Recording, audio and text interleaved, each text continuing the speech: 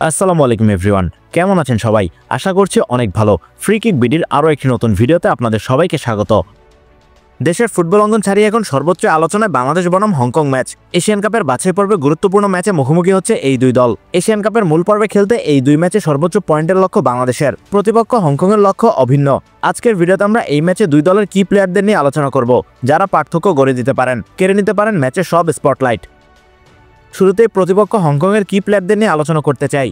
দলটির রক্ষণে বড় ভরসা লিওন জোন্স।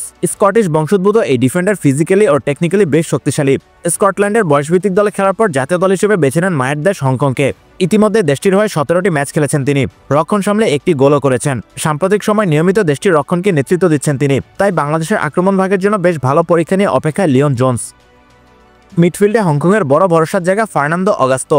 38 বছর বয়সী অভিজ্ঞ এই মিডফিল্ডার জাতীয়তা পরিবর্তন করে 2022 সালে হংকংয়ের হয়ে খেলার সিদ্ধান্ত নেন। ঘরোয়া ফুটবলে টানা 5 বছরের বেশি সময় খেলায় ব্রাজিলিয়ান এই তারকাকে নাগরিকত্ব দিয়ে জাতীয় দলে নেয় হংকং। এখন পর্যন্ত তাদের হয়ে 23টি ম্যাচ খেলেছেন তিনি।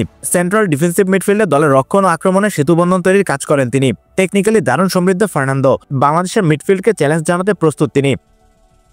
লেফট উইংয়ে দলটির মূল অস্ত্র জুনিনহো। ঘরোয়া ফুটবলে 5 বছরের অধিক সময় খেলার পর তাকেও নাগরিকত্ব দিয়ে জাতীয় দলে নেয় হংকং। গতির সঙ্গে স্কিলে প্রতিপক্ষের জন্য বড় হুমকি হয়ে দাঁড়ান সাবেক এই ব্রাজিলিয়ান। এখন পর্যন্ত হংকংয়ের হয়ে 22টি ম্যাচ খেলে 4টি গোলের সঙ্গে 8টি অ্যাসিস্ট করেছেন তিনি। হংকং প্রিমিয়ার লিগে 115 ম্যাচে 36টি গোলের সঙ্গে তার রয়েছে 26টি অ্যাসিস্ট, তাই বাংলাদেশের রক্ষণকে কঠিন পরীক্ষায় ফেলতে পারেন তিনি।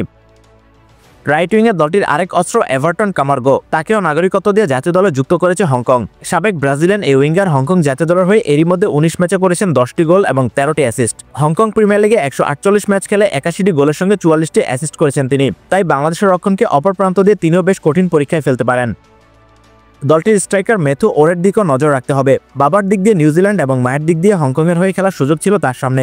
বয়সভিত্তিক পর্যায়ে থেকে তিনি হংকংয়ের হয়ে খেলার সিদ্ধান্ত নেন। দেশটির জাতীয় দলের হয়ে 42 ম্যাচে 11টি গোল করেছেন তিনি। যদিও চলতি মৌসুমে চাইনিজ সুপার লিগে শেনজেন সিটির হয়ে 21 ম্যাচে মাত্র 1টি করে গোল এবং অ্যাসিস্ট করেছেন তিনি। কিছুটা অফ ফর্মে থাকলেও এই স্ট্রাইকারকে নিয়ে বাংলাদেশের রক্ষণকে বেশ সতর্ক থাকতে হবে। এবার কথা বলতে চাই বাংলাদেশের কি প্লেয়ারদের নিয়ে। হংকংয়ের শক্তিশালী আক্রমণ ভাগের বিপক্ষে তারিক কাজীর পারফরম্যান্স বেশ গুরুত্বপূর্ণ ভূমিকা পালন করবে। অভিষেকের পর থেকে নিয়মিত ভালো পারফর্ম করে যাচ্ছেন তারিক কাজী। ক্লিনিক্যাল ডিফেন্ডিং এবং নিজের শারীরিক সক্ষমতা কাজে লাগিয়ে প্রতিপক্ষের আক্রমণ প্রতিহত করতে তার দিকে এই ম্যাচে আলাদা নজর রাখবে সমর্থকরা। বিশেষ করে সেট পিসে ডিফেন্ডিং এবং বাংলাদেশের বিল্ড আপ করার ক্ষেত্রে তার উপর বাড়তি দায়িত্ব থাকবে। এরই মধ্যে বাংলাদেশের হয়ে 31টি ম্যাচ খেলে রক্ষণ সামলে 2টি গোলও করেছেন তারিক কাজী। ডিফেন্সিভ মিডফিল্ডে হামজা চৌধুরীর দিকে তো সবারই নজর থাকবে।